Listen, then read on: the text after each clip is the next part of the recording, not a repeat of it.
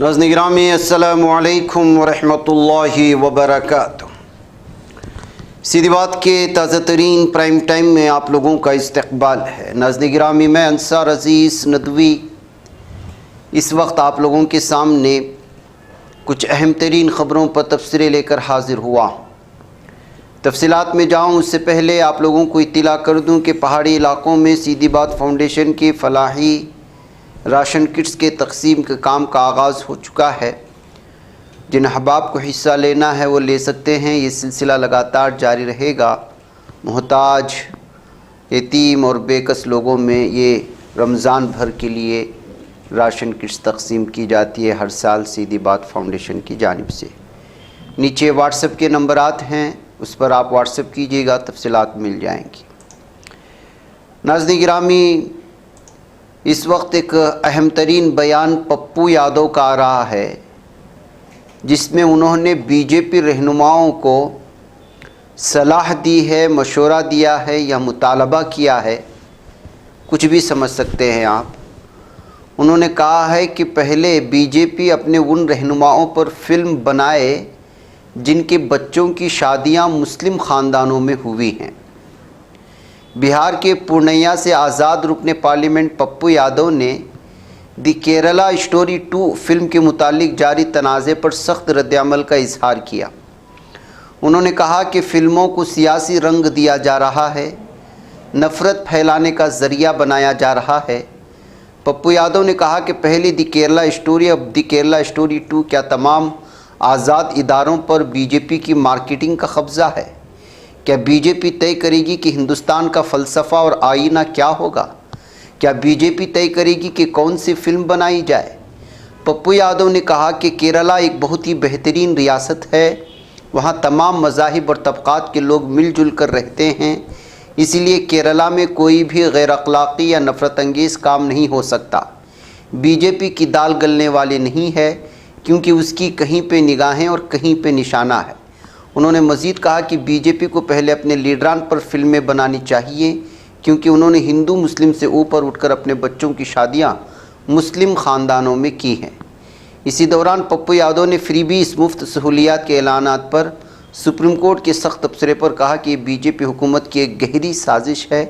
ساتھ ہی انہوں نے کہا کہ عدالت بلا وجہ کچھ نہیں بولتی یا غلط تبصرہ کرتی، اس لیے میں اس بارے میں زیادہ کچھ نہیں کہوں گا۔ بہرکیف ناظرین گرامی، اس وقت دی کیرلا اسٹوری 2 نے جو نفرت کا ماحول بنانے کی کوششیں کر رہے ہیں مسلمانوں کی سلسلے میں، جبراً جو ہے بیف کھلانا، ایسے نہ جانے کیسے کیسے مناظر اس میں ڈالے گئے ہیں جو مسلمان کو، مسلم سماج کو، اسلام کو بدنام کرتی ہے۔ ظاہر سی بات ہے کہ اس طرح کی فلمیں ویسی بھی چلتی نہیں ہیں جو نفرت کا ہے، لیکن بی جے پی اس میں کامیاب ہو جاتی ہے، نفرت کا ماحول سماج میں بنانے میں بآسانی کامیاب ہو جاتے ہیں، جس کے چلتے اس فلم کو لے کر کے ابھی سے مخالفتیں شروع ہو چکی ہیں۔ ناظرین گرامی، حیدرآباد کے کوچنگ سینٹر میں بھیانک آگ حادثہ پیش آنے کی وجہ سے کئی طلباء کے پھنس جانے کی خبریں آ رہی تھیں۔ عمارت 4تھی منزل پر واقع تھی اور واقعے کے بعد علاقے میں افراتفری مچی۔ عینی شاہدین کے مطابق آگ لگنے کے بعد کچھ طلباء نے جان بچانے کے لیے بالکنی کے راستے نیچی منزلوں کی طرف اترنے کی کوششیں کی۔ اطلاع ملتے ہی پولیس فائر بریگیڈ کا عملہ موقع پر پہنچا اور ریسکیو کارروائیاں شروع کر دیں۔ اس سلسلے میں ابھی تک جو ہے کسی جانی نقصان کی خبریں سامنے نہیں آئی ہے۔ ناظرین گرامی، پہلے کسی بستی کو اجاڑو، تباہی مچاؤ اور نہ جانے کیا کیا کچھ کرو، پھر انہی کے کھنڈرات دکھاؤ، پھر انہی کے گھر دکھاؤ، پھر مسلم ممالک سے چندہ جمع کرو، پھر جو ہے آبادی بسانے کے نام پر اس چندے سے کچھ اپنے ملک میں لے جاؤ، کچھ غریب میں یہاں وہاں بانٹو، دنیا کو کچھ دکھاؤ، بس اجاڑو بناؤ، یہی سلسلہ ہے امریکہ کا۔ میں یہ تمہید آپ کے سامنے اس لیے باندھا، بورڈ آف پیس کا پہلا اجلاس واشنگٹن میں صدر ٹرمپ کی زیر صدارت ہوا۔ ملاقات میں غزہ کی بحالی اور وہاں امن و استحکام لانے پر توجہ مرکوز کی گئی۔ 40 سے زائد ممالک کے نمائندوں نے شرکت کی۔ غزہ کے لیے خاطر خواہ فنڈنگ پر بھی اتفاق کیا گیا۔ 40 سے زائد ممالک کے نمائندوں اور تقریباً 1 درجن مبصرین بشمول مشرق وسطیٰ، یورپ، ایشیا اور سفارتکاروں نے غزہ کی بحالی کے لیے بورڈ آف پیس کے پہلے اجلاس میں جو شرکت کی تو مجموعی طور پر $7 بلین جمع کرنے پر اتفاق ہوا۔ اجلاس 9 کے لیے 9 ممالک نے اس پر اتفاق کیا۔ مزید برآں خود امریکہ نے اس اقدام کے لیے تقریباً $10 بلین کے عزم کا اعلان کیا، تاہم یہ واضح نہیں کیا گیا کہ رقم براہ راست غزہ کی تعمیر نو پر کس طرح خرچ کی جائے گی۔ ناظرین گرامی، آپ دیکھیے کس طرح سے جو ہے یہ ترتیب چلی ہے۔ غزہ کی پٹی کو تباہ کرنے میں سب سے زیادہ اگر ہتھیار استعمال ہوئے ہیں تو وہ امریکہ کے ہوئے ہیں۔ ہتھیار ختم ہوتے ظالم صہیونی درندہ اسرائیل خریدتا، امریکہ سے لاتا، مارتا۔ کس طرح سے فائدہ اٹھاتا ہے امریکہ؟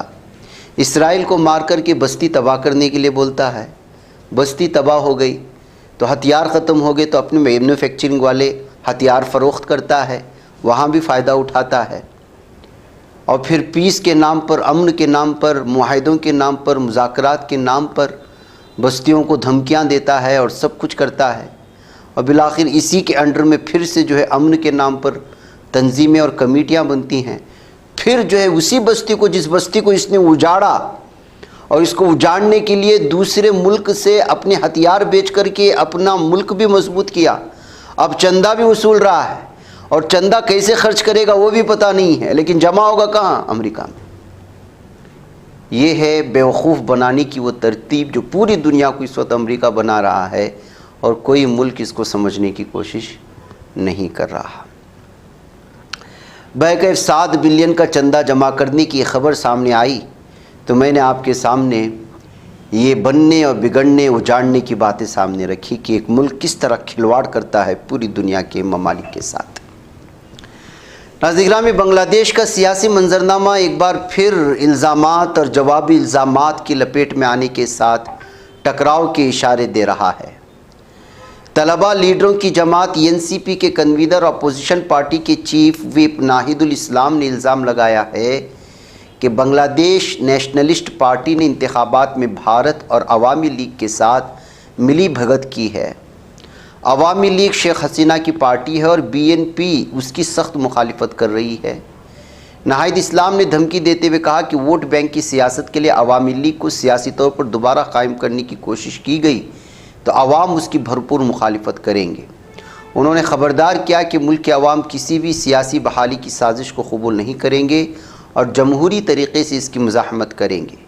ناہید الاسلام نے کہا کہ اگر حکومت عوامی لیگ کے خلاف کارروائی کرنے میں ناکام رہی تو اس کی تمام تر ذمہ داری حکومت پر عائد ہوگی۔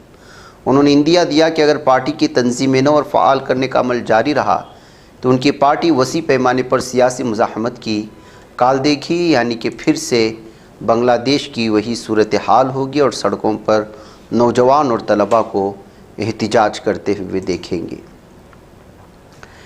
ناظرین گرامی، بار بار ٹرمپ جو ہے وہ بھارت کا نام لے کر کے، بالخصوص جو جنگ ہوئی تھی حال ہی میں بھارت اور پاک کے درمیان میں، اس کا حوالہ دے کر کے بے عزت کرتا ہے بھارت کو۔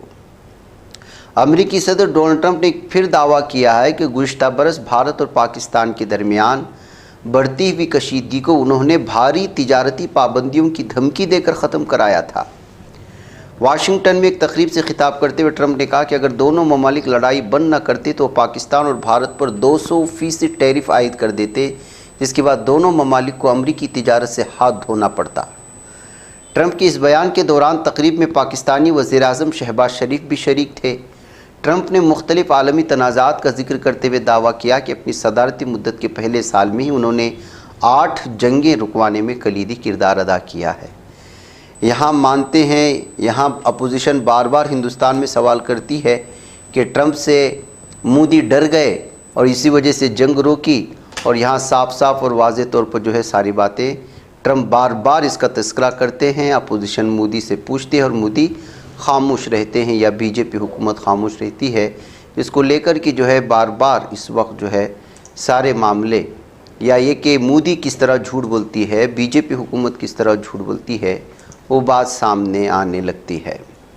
ادھر ناظرین گرامی، سعودی ولی عہد شہزادہ محمد بن سلمان نے ماہ رمضان کے پہلے جمعہ کی صبح مسجد نبوی میں نماز ادا کی اور روضہ رسول صلی اللہ علیہ وسلم پر حاضری دی، جن کی تصویریں اس وقت الگ الگ تبصروں کے ساتھ شیئر کی جا رہی ہیں۔ سعودی پریس ایجنسی SPA کے مطابق مدینہ منورہ میں ولی عہد شہزادہ محمد بن سلمان کا استقبال حرمین انتظامیہ کے سربراہ شیخ ڈاکٹر عبدالرحمن السدیس، وزیر حج اور عمرہ ڈاکٹر توفیق بن فوزان الربیہ اور مسجد کے اماموں اور خطباء نے کیا۔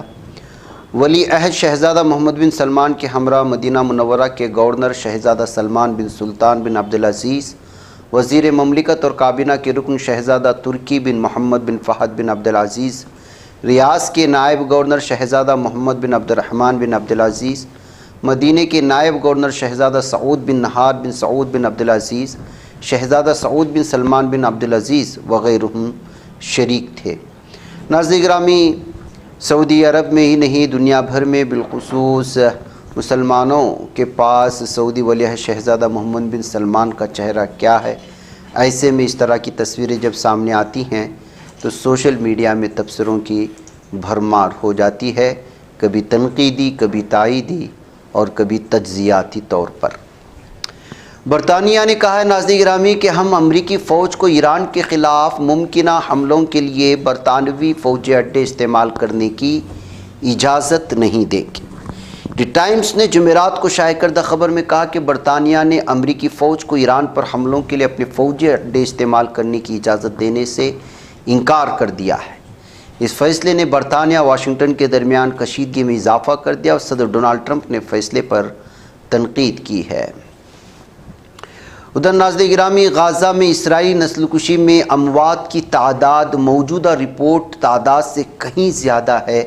یہ تحقیق اس وقت سامنے آ چکی ہے۔ میں پہلے بارہا اس بات کا آپ لوگوں کے سامنے تذکرہ کرتا تھا کہ جو اسرائیلی فوجیوں کی ہلاکتوں کی تعداد ہو یا پھر غزہ پٹی میں جو شہادتوں کی تعداد ہوتی ہے وہ بس ایسی ہی آفیشلی ہوتی ہے۔ حقیقت میں جب ساری بستی تباہ کر دی جائے اور اس میں یہ کہا جائے کہ 75,000 لوگوں نے شہادت نوش کی ہے تو یہ کیسے تسلیم کیا جا سکتا ہے؟ دی لینسٹ گلوبل ہیلتھ میں شائع ہونے والی ایک نئی تحقیق کے مطابق پہلے 15 ماہ کے دوران غزہ میں اسرائیل کی نسل کشی میں 75,000 سے زیادہ فلسطینی شہید ہو چکے، جو مقامی صحت کے حکام کی طرف سے اس وقت اعلان کردہ 49,000 شہادتوں کے مقابلے میں نمایاں طور پر زیادہ ہے۔ بہرکیف ناظرین گرامی، یہ پوری تفصیلی بحث کی گئی ہے، لیکن یہ رپورٹ یہی بتاتی ہے کہ جس طرح سے شہادتوں کی تعداد بتائی جا رہی ہے اس سے حقیقت سے کئی زیادہ گنا پورے غزہ پٹی میں عام مسلمانوں کی شہادتیں ہوئی۔ کولمبیا کے صدر گستاو پیٹرو کی پکار پر کل بروز جمعرات ملک بھر میں ہزاروں مظاہرین نے احتجاجی مارچ کیا تھا۔ اپنی حکومت کے کم ترین اجرت میں جامع اضافے کے فیصلے کو مسترد کرنے سے متعلقہ عدالتی فیصلے کے جواب میں صدر گوستاو پیٹرو نے اپنے حامیوں سے سڑکوں پر نکلنے کا مطالبہ کیا تھا، جس کے چلتے کل کولمبیا کی سڑکیں وہ پورے اپنے علاقے کو بھر دیا تھا۔ بہرکیف ناظرین گرامی، مجھے اجازت دیں، پھر ملاقات ہوگی۔ والسلام علیکم ورحمۃ اللہ وبرکاتہ۔